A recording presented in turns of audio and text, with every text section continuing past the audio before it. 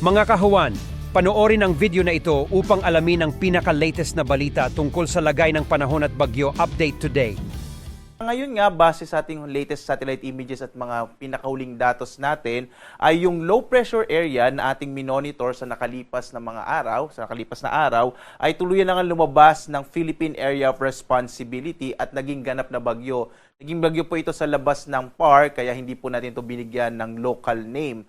Huling namataan itong bagyo na sa 555 kilometro kanluran ng Bacnotan sa lalawigan ng La Union, taglay yung pinakamalakas na hangin, nasa 45 kilometers per hour malapit sa gitna at pagbugso, na nasa 55 kilometers per hour. Kumikilos ito pahilagang kanluran sa bilis naman na 15 kilometers per hour. Posible po na ang magiging takbo o ang direksyon po ng bagyong ito ay patungo sa may katimugang bahagi ng China at ito po ay walang direktang epekto sa ating bansa sa kasalukuyan. At southwest monsoon pa rin o habagat ang magdadala ng maulap na kalangitan na may malaking tsansa ng mga pag-ulan, partikular na sa may kanlurang bahagi ng Luzon. Ito yung area ng Palawan, Bataan at Zambales. Nakikita nga natin na kung lalakas pa itong bagyong ito ay posibleng mahatak niya papalayo ng ating bansa itong habagat or southwest monsoon. Kaya posible po sa mga susunod na araw ay medyo mainit na panahon na naman ang mararanasan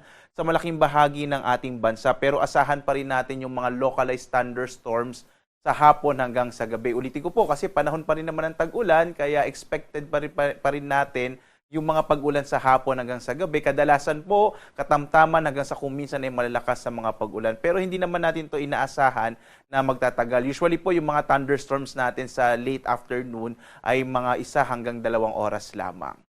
At maliban dito sa ating binabantayan na low pressure na bagyo sa labas ng PAR, wala na po tayong minomonitor na anumang low pressure area sa loob ng Philippine Area of Responsibility.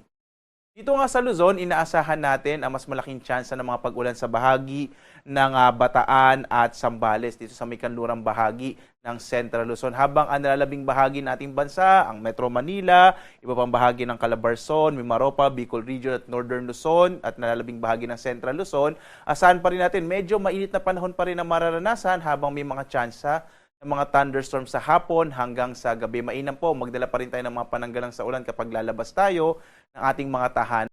Malaki naman yung tsansa ng maulap na kalangitan na may kalat-kalat na mga pag-ulan, pagkilat-pagulog sa bahagi ng Palawan, dulot ito ng southwest monsoon o habagat. Malaking bahagi naman ng Kabisayaan, medyo mainit na panahon po ang mararanasan, malinsangan lalo na sa hapon, malaking tsansa ng mga thunderstorms. Sa lagay naman ng ating karagatan, wala po tayong nakataas na gale warning. Ito yung ating babala sa malalaking pag-alon ng karagatan. Ang inaasahan po natin na magiging kalagayan ng ating mga baybayin po ay katamtaman ay banayad hanggang sa katamtaman po yung inaasahan natin na kondisyon ng ating karagatan. Kaya ligtas sa pumalawat yung mga sakyang pandagat at maliliit na mga bangka sa mga baybayin ng ating bansa. Mag-ingat pa rin po kapag may mga localized thunderstorms, posibleng medyo lumakas yung alon ng ating karagatan. Lalong-lalo na po pa sa mga maliliit na bangka, mag-ingat pa rin po tayo.